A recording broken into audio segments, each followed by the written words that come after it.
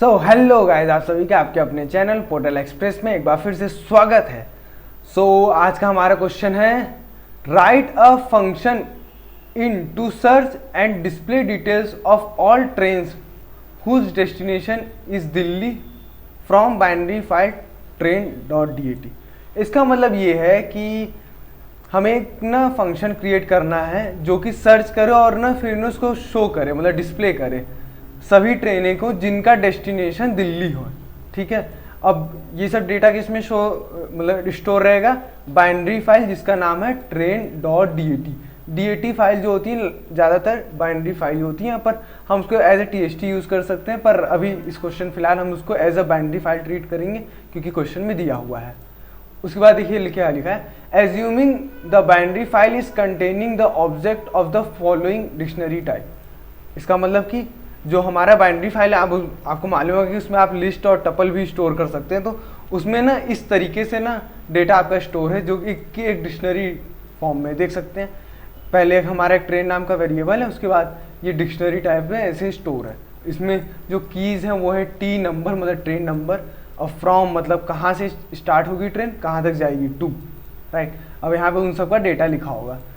Answer देखने से पहले मैं आपको बात बता देना चाहता हूँ कि अगर आपको ये जो प्रोग्राम हम यहाँ पे आपको प्रोवाइड कराएंगे, अगर वो आपको चाहिए तो आप हमारे वेबसाइट पे जा करके इजीली देख सकते हैं, pathwala.com। वहाँ पे यानी तो आप डिस्क्रिप्शन में मैं लिंक दे दूंगा वेबसाइट का, वहाँ से डायरेक्ट जा करके देख सकते हैं। यहाँ पे आपको प्रोग्राम दिख जाएंगे, यहाँ से आप इजीली कॉपी करके अपने पाइथन में रन करा सकते हैं। तो चलिए बिना टाइम गवाए वीडियो शुरू करते हैं और आज कुछ नया सीख लेते हैं।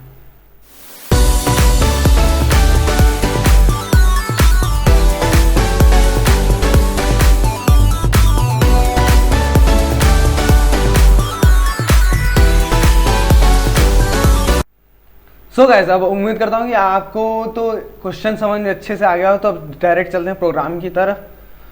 हमें सबसे पहले तो बाइनरी फाइल अगर आपको रीड या राइट करना है तो पिकल इंपोर्ट करना होता है। पिकल एक मॉड्यूल होता है जो बाइनरी फाइल को रीड और राइट कर सकता है, राइट। अब हमने एक ना फंक्शन बनाना था, देख सकते हैं, तो हमने एक सर्च नाम का फंक्शन बना दिया, आप किसी भी नाम का बना सकते हैं, राइट। फिर मैंने एक फाइल नाम का वेरिएबल बनाया जिसमें मैंने ओपन किया train.dat फाइल। इसमें क्वेश्चन में दिया हुआ है train.dat, तो इस फाइल को मैंने ओपन कर लिया। किस मोड में, रीड मोड में, read in binary file, RB मतलब रीड इन बाइनरी फाइल। अगर आप यहाँ सिर्फ R लगा देंगे तो TXT फाइल हो जाएगा, राइट। फिर हमने एक फाउंड नाम का वेरिएबल बनाया जिसको 0, अब मैं यहाँ पे इसको 0 क्यों रखा हूँ मैं इसको आगे अभी आपको बताऊँगा, आपको तो फिर आगे समझ में आएगा। तो अब मालूम है कि बाइनरी फाइल को आपको कैसे रीड करना होता है, ट्राई और एक्सेप्ट ब्लॉक्स को यूज़ करके, राइट।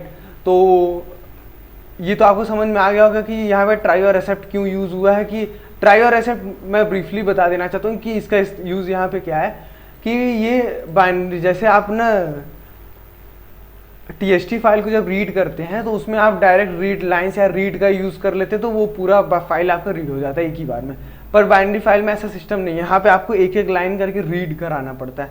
तो बार बार हम इसको रीड कराएंगे तो अगर अगर वाइल ट्रू देखिए हम लगा के, हमें ये नहीं मालूम कि बाइनरी फाइल में कितने लाइन्स है, राइट। तो इसलिए हम ना यहाँ पे जब उसको रीड कराएंगे, जब लास्ट लाइन पे पहुँच जाएगा तो उसके बाद ये एरर दिखा देगा, एरर शो कर देगा, तो हमारा प्रोग्राम तो वही रुक जाएगा। पर इसी एरर ना आए इसलिए हम यहाँ पे यूज़ करते हैं ट्राई और एक्सेप्ट ब्लॉक। ये क्या करता है कि आपका जैसे ही एरर आएगा तो ये एक्सेप्ट ब्लॉक में चला जाएगा। देख सकते हैं ये 4 एरर लिखा हुआ है, आप इसको चाहे लिख सकते हैं, नहीं तो नहीं। फिर उसके बाद देखिए अब मैं आपको यहाँ से बता देना, अब उम्मीद करता हूँ कि आपको ट्राई और एक्सेप्ट ब्लॉक यूज़ करना समझ में अच्छे तरीके से आ गया होगा। तो देखिए अब हम क्या कर रहे हैं, वाइल ट्रू। मैंने वाइल ट्रू का तो यूज़ आपको बता ही दिया है कि हमें नहीं मालूम कि बाइनरी फाइल में कितने लाइन है, इसलिए हम वाइल ट्रू यूज़ कर रहे हैं। उसके बाद मैंने एक ट्रेन नाम का वेरिएबल लिया है, जैसा कि इसमें लिखा हुआ है, तो इसलिए मैंने भी ले लिया। उसमें क्या कर रहा हूँ, मैं लोड करा रहा हूँ फाइल को, ये जो फाइल नाम का वेरिएबल। अब इससे क्या होगा कि ये हमारा ना एक लाइन ये रीड करके देखेगा, राइट। तो हमारा जो लाइन होगा बाइनरी फाइल के अंदर उसमें एक डिक्शनरी स्टोर होगी, राइट, जैसा क्वेश्चन में दिया हुआ है। तो डिक्शनरी स्टोर होगी तो उसमें हम फिर क्या करेंगे, अब डिक्शनरी का तो आपको मालूम है कि कीज़ और वैल्यूज़ को कैसे आप एक्सेस करते हैं, आपने क्लास 11th में पढ़ रखा होगा।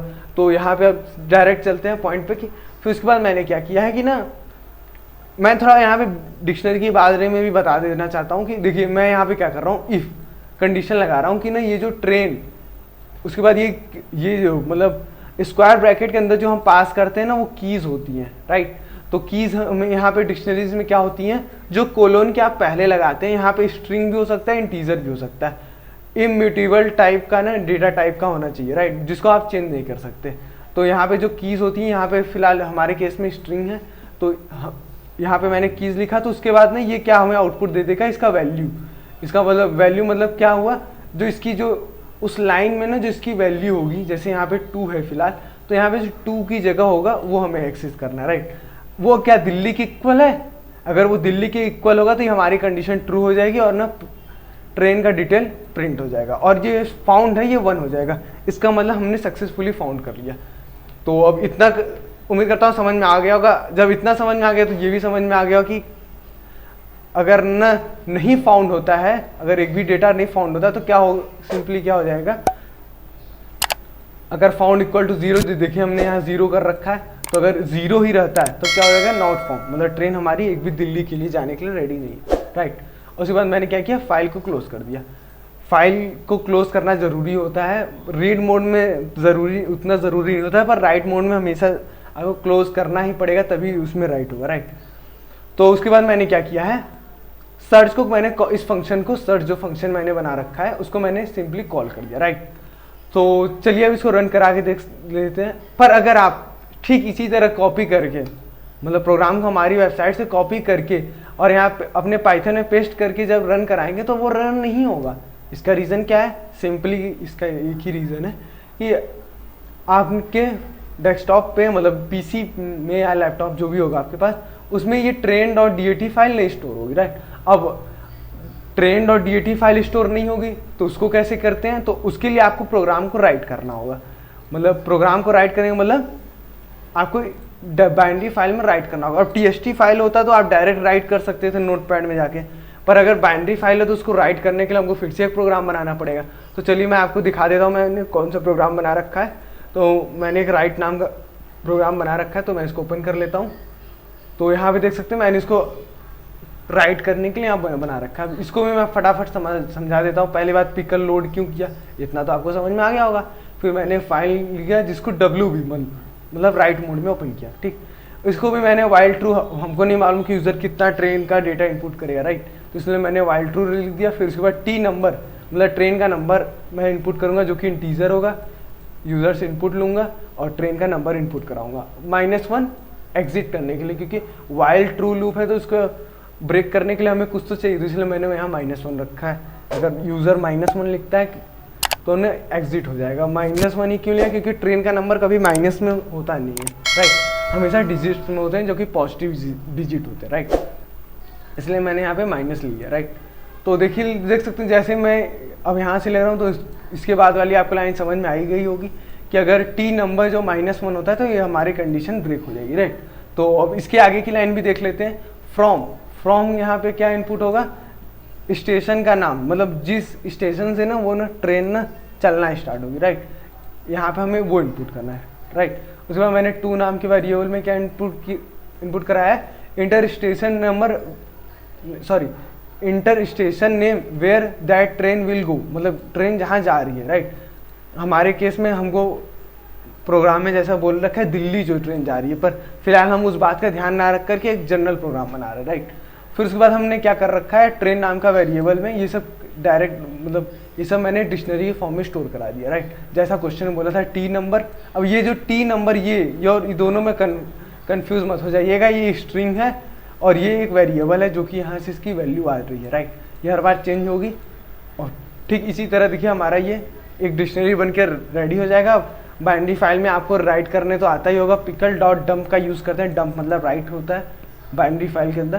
उसके बाद मैंने ट्रेन मतलब ये जो डिक्शनरी है वो लिख दिया, कॉमा फाइल, जो फाइल हमने फाइल ऑब्जेक्ट जो बना रखा है वो हमको यहाँ पे लिखना होता है, कॉमा। अब ऐसा मत करिएगा कि फाइल को पहले लिख दें फिर ट्रेन को बाद में, ऐसा नहीं होता है। पहले हमें ना आपने फंक्शन रख कर जब पढ़ा होगा तो वहाँ पे समझ गए होंगे कि ना हमें किस तरीके से ना पैरामीटर्स या आर्गुमेंट पास करना होता है फंक्शन के अंदर, राइट। तो इसके बाद मैंने क्या किया है, जब ये वाइल ट्रू हमारा ब्रेक हो जाएगा तो हमारा सिंपली प्रिंट स्टेटमेंट मैंने लगा रखा कि योर फाइल इज रेडी, मतलब हमारा फाइल रेडी हो चुका है रीड करने के लिए, राइट। और मैंने यहाँ पे इसको क्लोज कर दिया। अब मैंने इसको राइट मोड में ओपन किया तो ज़रूरी है कि क्लोज लगाएं, अगर नहीं लगाया होगा आपने तो नहीं हो पाएगा, राइट। इसका भी फिक्र मत करिएगा, मैं इसको भी वेबसाइट पे आपको प्रोवाइड करा दूंगा, आप वहाँ से इसको इजीली, इस प्रोग्राम को भी इजीली कॉपी करके अपने डेस्कटॉप पे या पीसी पे रन कर सकते हैं, राइट। तो हम चलिए इसको सिंपली रन करके देख लेते हैं। तो मैंने इसको रन कर लिया। अब यहाँ पे हम ट्रेन नंबर डाल देते हैं, कुछ भी डाल सकते हैं ट्रेन नंबर। और फिर स्टेशन नेम फ़िलहाल मैं जैसे डाल देता हूँ मुंबई के लिए MUB लिख देता हूँ। और कहाँ मुंबई से कहाँ जा रही है तो मैं चलिए फ़िलहाल कोटा लिख देता हूँ। तो अब हमें दूसरी ट्रेन के इन्फॉर्मेशन भी इनपुट करनी है, तो ट्रेन नंबर डाल दिया। और स्टेशन नेम चलिए मैं इस बार डाल देता हूँ। तो स्टेशन नेम है यहाँ पे फ़िलहाल डाल रहा हूँ प्रयागराज, तो Prayag PRAY, right, short form में मैंने लिख दिया। अब प्रयागराज से कहाँ जा रही है, चलिए मैं यहाँ पे दिल्ली डाल देता हूँ, दिल्ली, राइट। उसके बाद अब हम फिर से एक और भी डेटा इनपुट कर लेते हैं। तो यहाँ पे फ़िलहाल यहाँ पे स्टेशन नेम चलिए मैं कोटा इनपुट कर देता हूँ। और कहाँ जा रही है हमारी, दिल्ली जा रही है। अब और भी ट्रेन के डेटा इनपुट कर देता हूँ। तो अब यहाँ पे चलिए मैं यहाँ चलिए स्टेशन नेम ही दिल्ली डाल देता हूँ। और ट्रेन कहाँ जा रही है, वो जा रही है चेन्नई, CHE चेन्नई, राइट। हमें सिर्फ दिल्ली से मतलब है क्योंकि हमें क्वेश्चन में दिल्ली दिया है। तो और सभी सिटीज़ के अगर हम शॉर्ट फॉर्म भी लिखते हैं तो उससे कोई प्रॉब्लम हमारे में नहीं आएगा।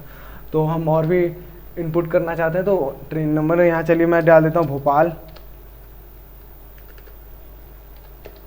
भोपाल से हमारी ट्रेन जा रही है दिल्ली, राइट। तो हमने इनपुट कर लिया, इतना डेटा काफ़ी है हमारे प्रोग्राम को रन करने के लिए। तो मैं यहाँ पे सीधा -1 सिंपली लिख देता हूँ और हमारा प्रोग्राम सिंपली रन हो गया। तो हमें अब आउटपुट में क्या मिलना चाहिए, आप यहाँ से प्रेडिक्ट कर लीजिए। तो जहाँ जहाँ ट्रेन दिल्ली जा रही है हमें वो शो कराना था। तो सिंपली देखिए, एक प्रयागराज से जो दिल्ली जा रही है इस ट्रेन को हमें शो कराना है, इस ट्रेन का नंबर। और एक देखिए कोटा से दिल्ली जा रही है ये दिखाना है। और देखिए अब ये मत यहाँ कंफ्यूज मत हो, देखिए दिल्ली से चेन्नई जा रही है। तो आप यहाँ कंफ्यूज मत हो जाइएगा कि इस डेटा हमें इसको नहीं शो करना, हमें ये शो करना है कि ट्रेन दिल्ली जा रही है, ये शो करना, राइट। तो देखिए अब ये भी देखिए लास्ट वाला भोपाल से दिल्ली जा रही है, इसको शो, मतलब हमें 3 ट्रेन के नंबर और उसके डेटा शो करने, राइट। तो चलिए हम सिंपली अब जाते हैं अपने प्रोग्राम की तरफ में। तो इसको अब रन करा के देखते हैं, इसको रीड करा के देखते हैं, हम हमारा आउटपुट वो आना चाहिए। एक बार मैं आपको ना train.dat फाइल जो हमारी बनी है उसको दिखा देता हूँ। देखिए ये हमारी train.dat फाइल बनी हुई है, बन के रेडी हो गई है। मतलब जो write.py फाइल ना हमने बना रखा था, जो राइटिंग के लिए हमने यूज़ किया है यहाँ पे, वही फाइल है, राइट। तो अब चलिए मैं इसको रन करा के आपको दिखा देता हूँ। तो देखिए मैंने रन कर दिया। तो देखिए यहाँ पे हमें 3 डेटा शो हो गए जो मैंने आपको बताया था, प्रयागराज टू दिल्ली, कोटा टू दिल्ली और भोपाल टू दिल्ली, राइट। तो उम्मीद करता हूँ कि आपको अच्छी तरीके से समझ में आ गया होगा क्वेश्चन पूरा अच्छी तरीके से। अगर आपको इसमें अभी भी कोई कन्फ्यूज़न या डाउट है तो आप हमसे वेबसाइट पे या कमेंट के ज़रिए अच्छे से पूछ सकते हैं, हम उसका रिप्लाई देने की जल्दी पूरी कोशिश करेंगे। सो गाइस, आज की वीडियो सिर्फ इतना ही। अब आपसे मिलते हैं नेक्स्ट वीडियो में।